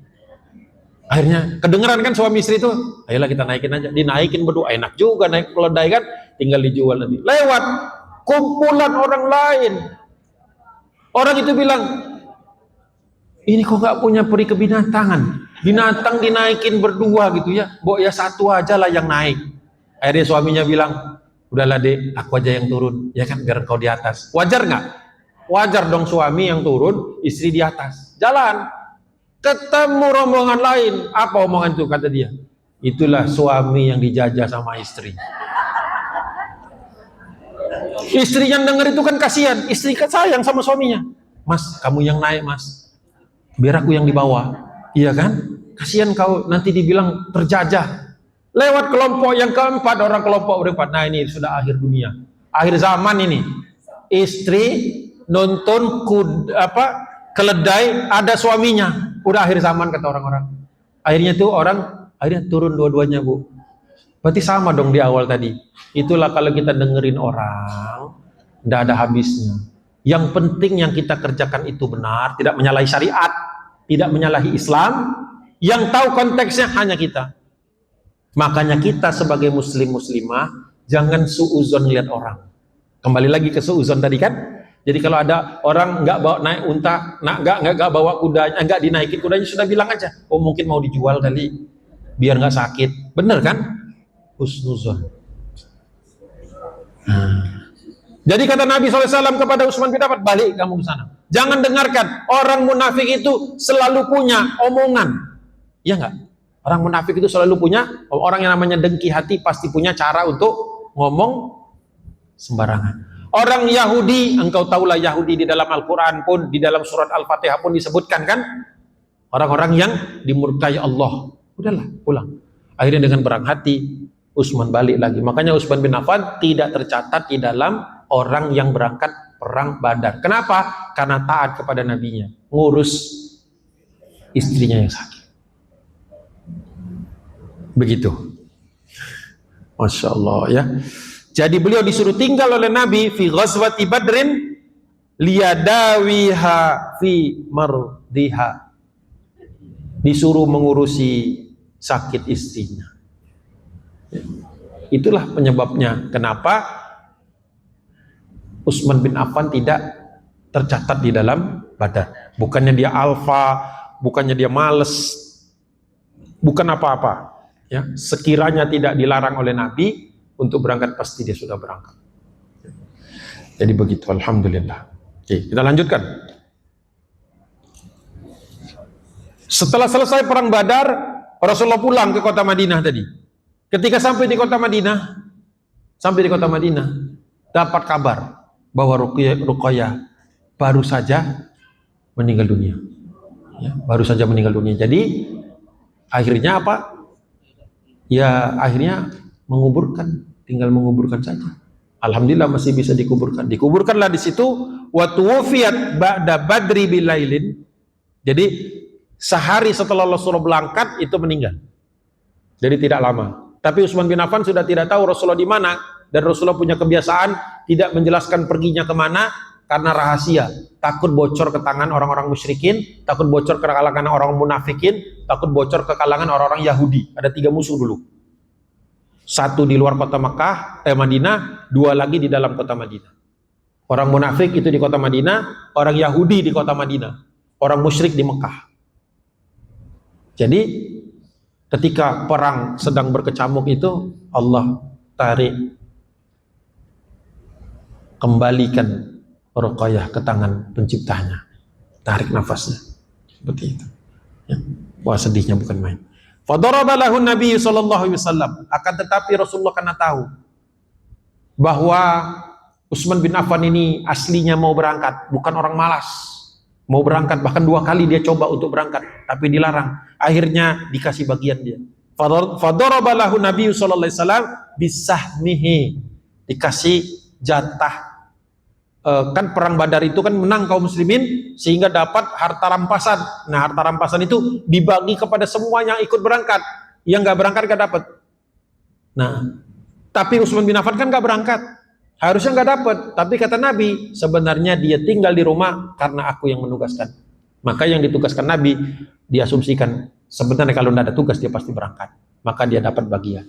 Itu kembali orang munafik, orang Yahudi ngomong lagi. Itulah orang Yahudi kan enak ya jadi anaknya Nabi nggak perang tapi dapat ghanimah. Ya, makanya di Madinah itu banyak fitnah dulu. Istri Nabi pernah difitnah, Aisyah pernah difitnah. Ya kan? Utsman pernah difitnah. Istri-istri Nabi yang lain juga pernah dapat fitnah. Para sahabat yang lain juga kenyang dapat fitnah itu. Dan rata-rata fitnah itu disebarkan orang di pasar.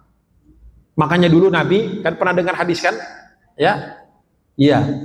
Ucapkanlah ta'awudz ketika engkau masuk ke pasar. Bukan bismillah. Ibu-ibu masuk pasar bismillah. Karena niat mau belanja.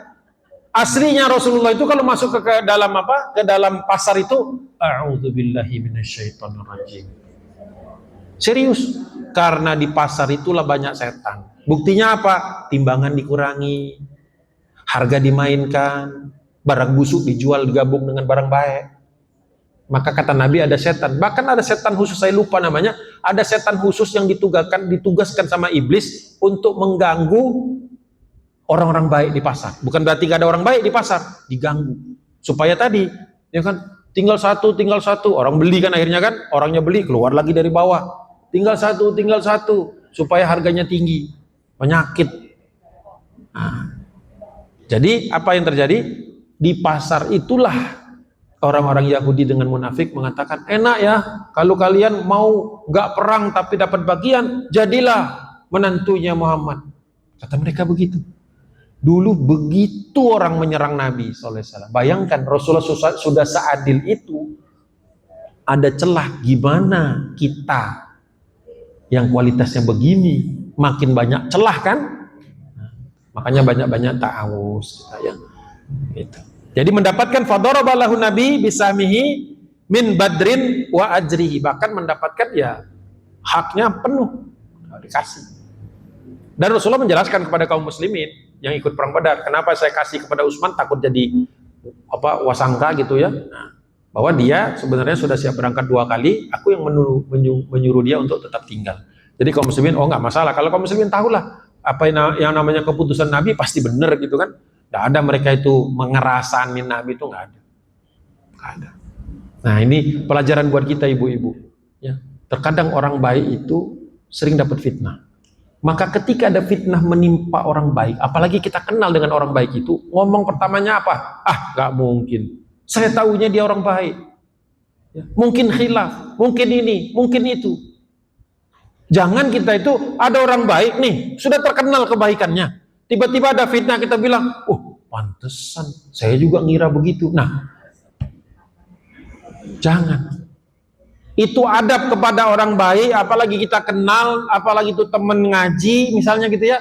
Tiba-tiba dia nggak masuk, ada berita-berita buruk, jangan diterima dulu. Bahkan kalau perlu yang ngomong itu, diam kamu. Dicek dulu ke orangnya. Mungkin dia nggak masuknya, mungkin karena sakit dan sebagainya. Sebelum terjadi fitnah-fitnah yang lebih lanjut, harus di cross check dulu. Makanya di dalam Al-Quran, ya ayyuhalladzina amanu in ja'akum fasiqum binaba'in fatabayyanu. Wahai orang-orang yang beriman, kalau datang kepada kalian orang fasik. Kenapa disebut fasik? Biasanya yang banyak ngomong, banyak gosip, itu orangnya itu aja. Makanya disebutkan oleh Allah Subhanahu wa taala, kita ketika datang orang fasik binaba'in, bawa kabar yang kayaknya enggak benar, kayaknya fitnah ini, cuma belum ada bukti aja. Fatabayyanu, apa perintah Allah? Tabayun, cross check, tanyain dulu ya. Artinya seorang muslimah, saudara kita, saudari kita, itu dia keutamaannya, kemuliaannya tidak boleh dilanggar. Kita harus cek dulu, tanya dulu apa benar. Baik-baik kita tanya, Jangan kita sudah kenal bertahun-tahun, ada orang nggak jelas arahnya, tiba-tiba bawa berita negatif, kita lebih percaya kepada ini, padahal kenal aja enggak, sama yang kenal, kita nggak ngasih haknya. Ini penting nih, pelajaran penting buat kita, karena kalau ngaji itu kan, utamanya bukan kisahnya saja, tapi pelajarannya hikmah, itu yang paling penting. Itu yang bisa kita bawa, itu yang bisa menjadikan kita orang lebih baik lagi nanti setelah ngaji, dan lebih sayang lagi, lebih cinta lagi kepada Rasulullah, pada keluarganya, pada para sahabatnya, tabi'un, tabi'in, wa man tabi'ahum bi ihsanin ila yaumiddin, sampai kita semua. Lanjut. Nah, tadi saya katakan di awal Zunnurain, apa? Pemilik dua cahaya. Cahaya pertama siapa? Ruqayyah binti Muhammad Rasulullah sallallahu alaihi wasallam radhiyallahu anha. Rasulullah sedih ngelihat Utsman sedih. Iya, bayangkan Utsman itu mungkin 2 kali sedihnya. Paham? Sedih pertama nggak bisa ikut Badar. Sedih kedua ditinggal istri. Walaupun dikasih ghanimah, saya tanya, Bu, apakah harta bisa menggantikan kesedihan hati? Nggak bisa. Tapi sebagian orang seneng. Oh, kalau lagi sedih kasih duit seneng. Sedihnya apa? Ya sedihnya mungkin sedih. Udah lama nggak diajak makan kali. Diajak makan jadi seneng. Tapi kesedihan ini bisa nggak diobati dengan harta? Nggak bisa. Bagaimana? Rasulullah ingat dulu di Mekah ketika Ruqayyah diceraikan sama Utbah. Siapa yang datang? Utsman menawarkan dengan cara yang lembut dan baik. Ya, perlu nggak pengganti? Sekarang Rasulullah kesempatan untuk apa? Membalas kebaikan budinya Utsman bin Affan. Wah, luar biasa Utsman bin Affan ya. Saya tidak tahu ibu-ibu ini tiba-tiba ngusulin Utsman bin Affan tuh gimana ceritanya itu. Kok saya ditugaskan Utsman bin Affan jelasin itu? Saya tidak ngerti. Tapi betul-betul apa? Banyak sekali aspeknya itu. Banyak sekali. Jadi Rasulullah melihat peluang. Wah, ini dia nih. Dulu Rasulullah terselamatkan kan, hatinya jadi berbunga-bunga karena tiba-tiba orang sebaik Utsman bin Affan menawarkan dirinya dengan cara yang baik pula. Kata Nabi sallallahu alaihi wasallam, "Tumajzawajuhu bil banatil ukhra." Maka kata Nabi gini aja deh, kau kelihatannya sedih, Ruqayyah baru saja meninggal. Begini saja kata Nabi sallallahu alaihi wasallam. Gimana kalau langsung gaya kayak kemarin di Mekah kan gaya cepat kan? Datang, usul, khitbah, akad, sama cepatnya juga. Jadi Rasulullah senang dengan yang proses-proses cepat, senang Rasulullah. Sudah sini dinikahkan saja. Kepada siapa ya Rasulullah? Padahal jelaskan di rumah itu ada 2 orang, masih ada 2 anak Nabi kan. Pertama Ummu Kulthum, yang kedua masih ada Fatimah. Fatimah itu memang takdirnya ketemu Ali bin Abi Thalib. Memang nggak dikasih sama Nabi, tapi Ummu Kulthum. Nah ini, kata Nabi SAW, gimana dengan Ummu Kulthum? Ummu Kulthum konon. Saya belum ketemu yang kuat hadis-hadisnya itu, jauh lebih cantik daripada Ruqayyah. Tapi jangan dibandingkan dengan Fatimah. Nggak ada lewat semua. Ya. Fatimah paling mulia, paling baik, macam-macam, semua paling dari anak-anak Nabi yang perempuan ada di Fatimah. Saya punya anak 4 perempuan, semuanya Fatimah, bingung manggilnya. Fatimah, noleh 4-4-nya kalau lagi di rumah. 4 Fatimah. Ya bingung, makanya kita bedakan dengan nama belakangnya. Gitu. Ada yang Sofia, ada yang Khadijah belakangnya. Borong saya itu, satu nama berapa nama gitu ya. Jadi ada Sofia, ada Khadijah, ada Khonsa, 3. Satu lagi ada. Yang paling awal kelewatan. Namanya Nusaibah. Sofia, kemudian Khadijah dan Khonsa. Tapi depannya Fatimah semua. Fatimah. Kalau lihat di apa namanya di kakak itu depannya Fatimah semua. Jadi nggak tahu, saya nggak kepikiran ngasih nama Ummu Kulthum gitu ya. Padahal mulia-mulia, ceritanya bagus-bagus juga. Rembukan dengan istri, sudahlah kasih nama Fatimah saja. Udah pol saya, Bu. Udah 7. Sudah pol, nggak bisa nambah lagi sepertinya. Oke, lanjut. Jadi dinikahkan dengan Ummu Kulthum, Masya Allah. Bagaimana Utsman bin Affan menerima? Ya Rasulullah, apa pantas? Orang baik itu begitu. Ketika menawarkan, jatuhin harga. Ketika ditawar, jatuhin harga juga. Orang baik. Orang baik begitu. Jarang ketemu orang baik yang mencoba mengungkit-ungkit dirinya, menaik-naikkan harganya, tarif dan sebagainya. Kalau sudah begitu, ngeri kita. Ngeri kita. Gimana ya orang seperti Utsman bin Affan yang dijamin masuk surga, ngomongnya apa pantas ya Rasulullah? Ya. Itulah kita tuh perlu merefleksikan diri kita dengan kehidupan para sahabat ini dan sahabiyah. Suatu saat kalau misalnya kita bahas para sahabiyah, itu banyak juga pilihan-pilihan yang dahsyat-dahsyat mereka itu. Ya. Jadi begitu. Nah, gimana cara kita mendidik anak, cucu-cucu kita itu supaya jadi orang yang begitu? Karena sesungguhnya ketika kita menjatuhkan harga, sebenarnya nggak apa-apa. Kenapa? Karena harga itu yang jaga Allah. Kita di mana tuh yang jaga Allah kan? Kalau kita di sini, terus kita tekan ke sini, sama Allah balikin lagi. Sama ketika kita lambungkan, sama Allah, apa ini nih? Turunin lagi sama Allah. Enakan mana? Enakan diturunin Allah atau dinaikin? Nah, ngerti logikanya sekarang? Semua kita ini kan ada nilainya di sisi Allah. Katakanlah X, nilai kita segini misalnya. Ibu menyampaikan ke orang lain, X apa X plus 10, apa X minus 10. Cenderungnya naik. Iya kan? Cenderungnya naik manusia itu. Padahal kalau kita turunin, siapa yang ngangkat? Nggak bakal. Nggak bakal kita tuh jatuh hanya sekedar dari pandangan manusia. Nggak bakal. Seluruh manusia berkumpul untuk menjatuhkan kita, kata Allah tidak, nggak jatuh. Nggak jatuh. Nggak bakal jatuh. Nah, begitulah akhlaknya. Jadi Rasulullah itu sayang sekali dengan Utsman bin Affan. Sebagaimana nanti sayangnya dengan Ali bin Abi Thalib.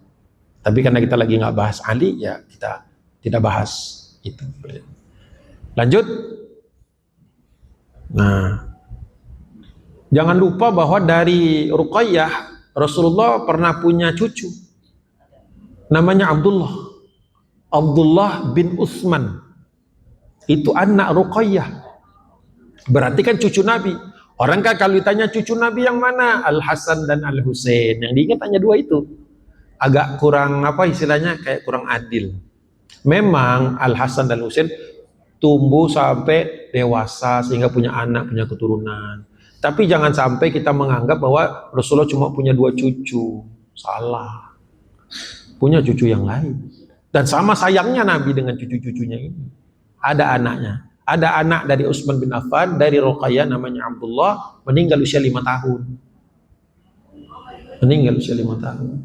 Ya, sedihnya bukan main. Kita nggak pernah bahas itu gimana perasaan Abdullah, ya, ditinggal ibunya.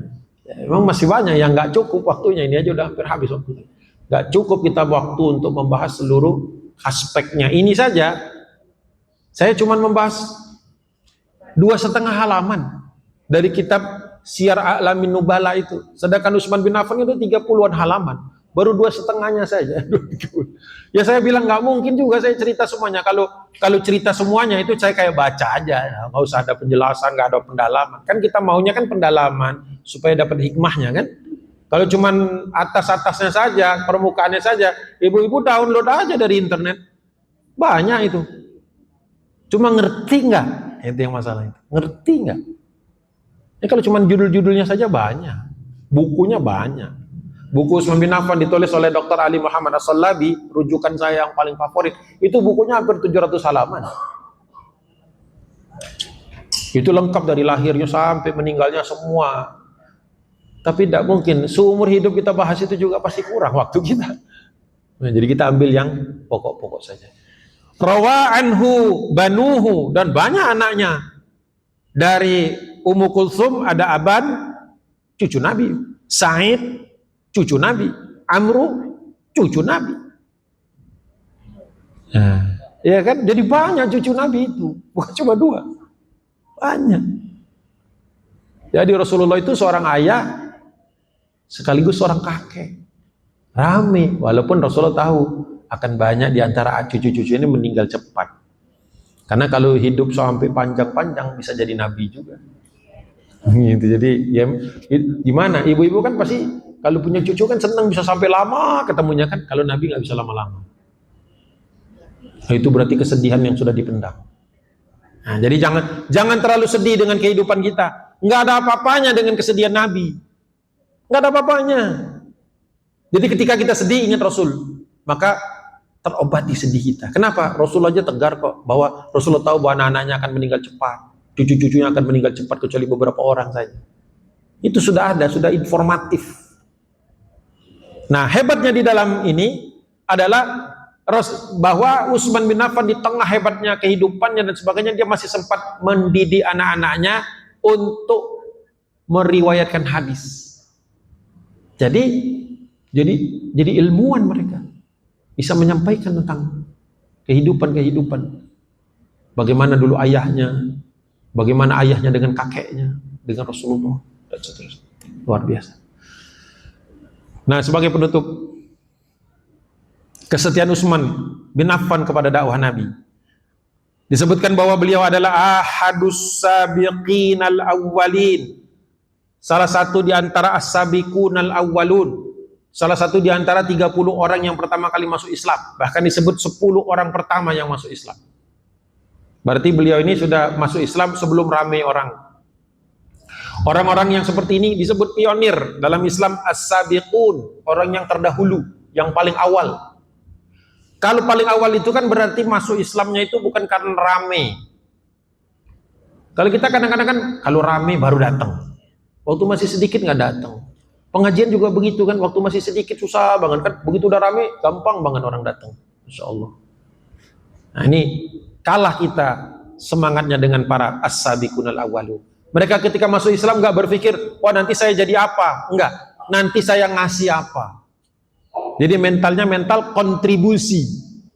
Makanya kalau mengasih itu sebenarnya kan kita tidak berkurang kan. Konsep dalam Islam itu kita ketika memberi itu kita balik lagi dapatnya. Bahkan dapat baliknya lagi dalam kelipatan yang lebih besar. Berupa kesehatan, keberkahan, sesuatu yang nggak bisa diambil orang. Kalau duit itu bisa diambil orang nggak? Bisa. Yang di bank itu katanya aman, bisa nggak diambil orang? Bisa. Banyak hacker sekarang ngambilin harta orang. Apa yang nggak bisa diambil? Amal kita nggak bisa diambil. Kesehatan kita nggak bisa diambil orang. Apalagi keberkahannya, kesehatan dan seterusnya. Semua dikasih Allah SWT. Jadi jangan kaget kalau mereka ini orang-orang terpilih. Wadhunnurain disebut juga sebagai pemilik dua cahaya, kita sudah tahu. Wasahibul hijratain. Wah ini sahib itu berarti orang yang, hijrah itu artinya pernah berhijrah. Kalau hijratain berarti 2 kali hijrah. Umar nggak pernah hijrah 2 kali, cuma sekali. Abu Bakar cuma sekali. Ali bin Abi Thalib hanya sekali. Utsman bin Affan 2 kali. Hijrah ke Afrika, Habasyah, dan hijrah ke Madinah yang kemudian menjadi kota Madani, kota Madinah Munawwarah. Gitu. Ya. Kemudian wazaujul bintain, banat atau bintain, bintun itu artinya anak putri.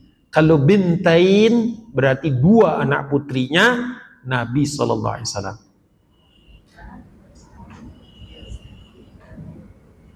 Dan kemudian kita juga mengetahui waqadamal jabiyata ma'a Umar, dan beliau ini termasuk orang yang senang bergerak dan berdakwah dan berjuang fisabilillah, bahkan pernah bersama Umar ke Jabiyah, satu daerah di sekitar Palestina dan Syam, ketika Umar bin Khattab mendapatkan kunci kota Al-Quds dari pendeta Sophronius tahun 18 Hijriah. Nah itu didampingi sama Utsman bin Affan. Jadi beliau juga pernah melihat dunia di luar Jazirah Arab. Dan itulah orang yang alhamdulillah kita sudah kenal dalam waktu kurang lebih berapa jam tadi? 1,5 jam kurang lebih. Mungkin sekarang kita buka tanya jawab sedikit. nanti setelah itu saya izin karena saya harus ke Ragunan nanti, bukan mendakwahi binatang. Ya, di Ragunan itu ada kantor pemerintah namanya BSSN, Badan Simber dan Sandi Negara. Jadi saya ditunggu di sana. Jadi boleh pertanyaan mungkin 2 atau 3 saja maksimum.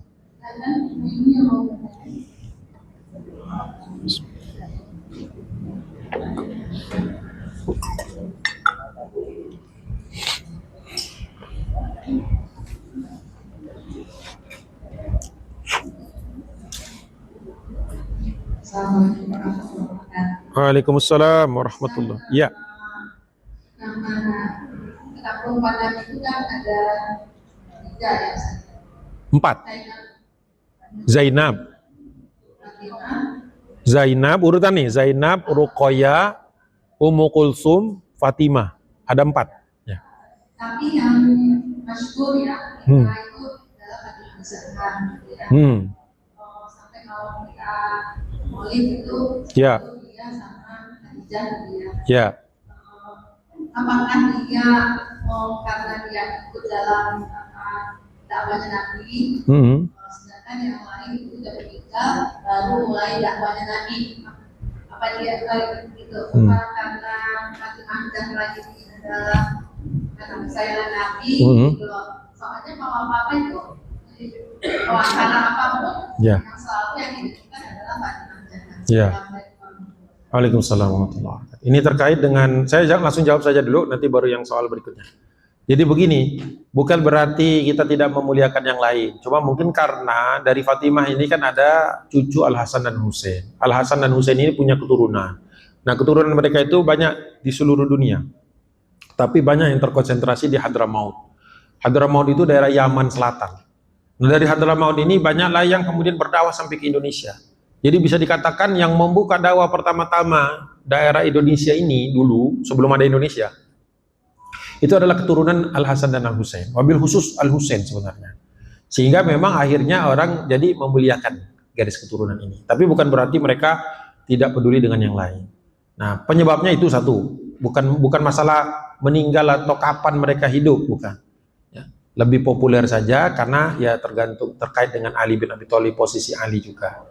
Tapi sekarang alhamdulillah hari ini kita sudah perbaiki kan sebaiknya itu. Jadi kita tahu 2 anak Nabi yang lain yang tidak kalah perjuangannya tidak kalah berat, yaitu Ruqayyah yang sampai ikut ke Habasyah dan Ummu Kulsum. Ummu Kulsum pun belum kita gali secara maksimal. Mungkin dalam kesempatan lain kita khusus melihat anak-anak Nabi selain Fatimah, nah gitu. Supaya ada keadilan. Kalau Fatimah sudah sering kan. Nah, mungkin Zainab tuh kisahnya dahsyat juga itu. Itu sampai ditombak-tombakin orang, sampai jatuh keguguran, mempertahankan suaminya. Nah, itu dahsyat itu juga. Tapi ya karena kita belum bahas saja. Ya, jadi siapa tadi yang belum jarang kita bahas itu Zainab, kemudian Ruqayyah. Ini sudah lumayan banyak tentang Ruqayyah, Ummu Kulsum nantinya. Insya Allah nanti bisa dibahas. Jadi bukan masalah kapan mereka hidup dan kapan mereka meninggal. Hanya frekuensi membahasnya saja yang kurang. Ya, insya Allah. Silakan. Assalamualaikum. Waalaikumsalam. Saya tanya, saya kan mendengarkan Ya. 10 orang pertama yang masuk Islam itu siapa? 10. Oke, siap. Sebentar. Baik, jadi begini. Banyak perbedaan pandangan, tapi insya Allah ini saya sebutkan yang paling umum. Jadi setelah Rasulullah SAW mendapatkan wahyu, orang pertama yang masuk Islam itu istrinya sendiri. Jadi yang disebut dengan Khadijah bintu Khuwailid atau Bunda Khadijah radhiyallahu anha. Kadang-kadang disebut juga Khadijah Al-Kubra. Ya, Al-Kubra. Di satu itu. Setelah itu orang-orang yang ada di dalam rumah Rasulullah SAW. Siapa mereka? Yang pertama itu Ali bin Abi Thalib. Ali sebenarnya bukan anak Nabi, tapi anak dari Abu Thalib, tapi tinggal di rumah Rasulullah dari kecil. Karena dulu bapaknya lagi kesulitan, paman Nabi lagi kesulitan, terus Rasulullah menawarkan untuk supaya udahlah daripada kesulitan Ali tinggal di rumah kami. Tetap anakmu, tapi kami yang ngurus. Jadi Ali bin Abi Thalib yang masuk pertama setelah Bunda Khadijah. Setelah itu seorang budak yang pernah diangkat sebagai anak sama Nabi, yaitu Zaid bin Harisah. Masuk Islam Zaid bin Harisah. Nah, baru setelah itu anak-anak Nabi yang perempuan. Anak Nabi yang perempuan masuk Islam semua, jangan dipikir mereka nggak masuk Islam. Mereka itu sangat dekat dengan ayahnya. Hati mereka itu bersama ayahnya. Bahkan seperti tadi kita sudah bahas, dicerai pun buat mereka tidak masalah. Karena perceraiannya bukan karena kesalahan dia, tapi bahwa ayah mertuanya Abu Lahab dan suaminya Utbah benci sama dakwah Rasul. Ya nggak apa-apa, gitu. Jadi dari Zainab, Ruqayyah, Ummu Kulthum itu masuk Islam awal. Fatimah lahirnya agak ke belakang, jadi masuk Islam juga tapi bukan tergolong awal karena masalah usia kalau itu, bukan karena tidak mulia. Nah, baru setelah itu orang-orang di luar keluarga Nabi langsung, mulai dari Abu Bakar As-Siddiq, Utsman bin Affan, Abdurrahman bin Auf, Sa'ad bin Abi Waqqas. Nah, itu nanti bisa di Google banyak itu, ya. Zaid bin Sabit, Sa'id bin Zaid, ya. Kemudian Ubaidillah, dan satu lagi ada Allahumma sholli ala sayyidina Muhammad. Ubaidillah sama ini Allahumma sholli ala sayyidina. Tadi Utsman bin Affan sudah ya? Sudah. Tolhah bin Ubaidillah, bukan Ubaidillahnya. Tolhah bin Ubaidillah. Enggak, Umar enggak masuk di rombongan pertama. Umar itu tahun ke-6 masuk Islamnya. Nah itu. Jadi kalau yang disebut ini kan orang-orang pertama yang masuk Islam. Nah kalau yang dijamin masuk surga lain lagi daftarnya. Itu yang awal-awal. Oke, ada lagi pertanyaan?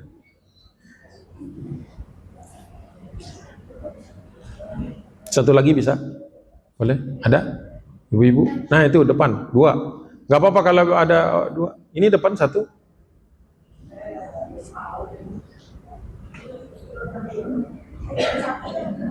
Ibu mau nanya? Taruh di sana.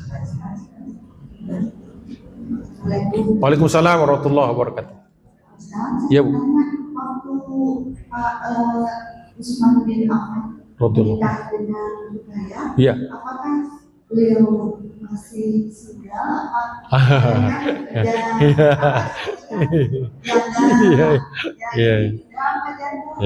Sudah wacana. masih terjaga? Oh iya.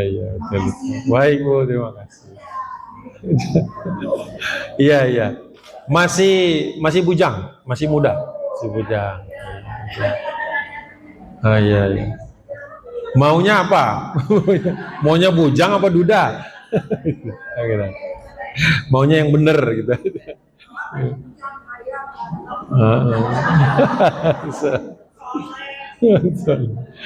Ya, tadi ada satu lagi depan. Bu, silakan. Beredar di belakang. Gimana? Oh iya, waktunya. Baik. Gak apa-apa, satu terakhir ini. Insyaallah. Baik. Nanti kalau misalnya ada pertanyaan setelah ini, boleh dikirim lewat WA, nggak masalah. Silakan. Waalaikumsalam.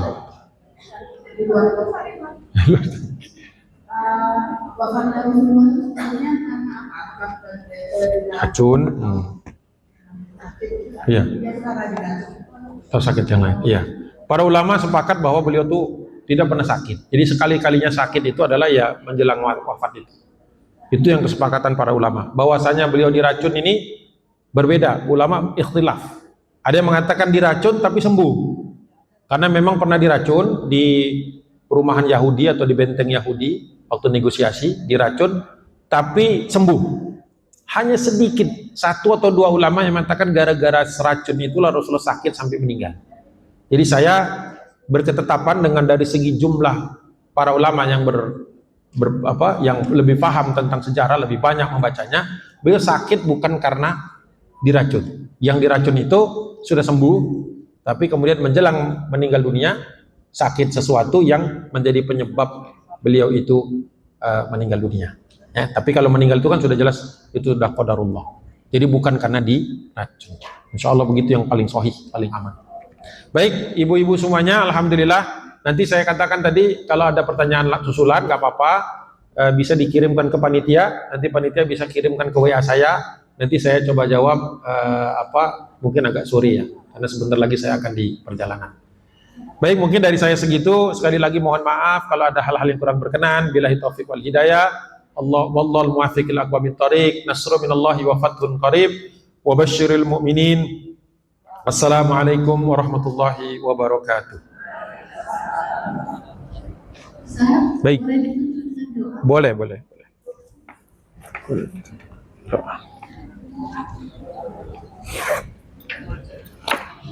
Baik, bismillahirrahmanirrahim. Mari ibu-ibu semuanya kita khusyukkan hati kita, tundukkan kepala kita kepada Allah Subhanahu wa taala, dan kita angkat tangan kita benar-benar memohon kepada Allah Rabbul Izzah, Rabbul Alamin, penguasa alam semesta ini semuanya, agar mengabulkan doa kita yang kita sampaikan kepada Allah Subhanahu wa taala dengan sepenuh kerendahan hati kita. Bismillahirrahmanirrahim. Alhamdulillahirabbil alamin. Hamdan na'imin, hamdan syakirin, hamdan thayyiban mubarakan katsiran, hamdan yuwafi ni'amahu wa yukafi mazidah. Ya Rabbana lakal hamdu kama yanbaghi li jalalikal karim wa 'azimi sultanik.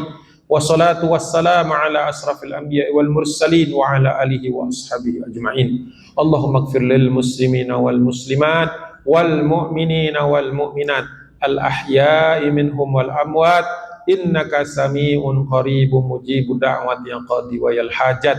Allahumma ighfir lana wa li walidina warhamhum kama rabbawna shighara. Rabbana la tuzigh qulubana ba'da iz hadaitana wa hab lana min ladunka rahmah innaka antal wahhab.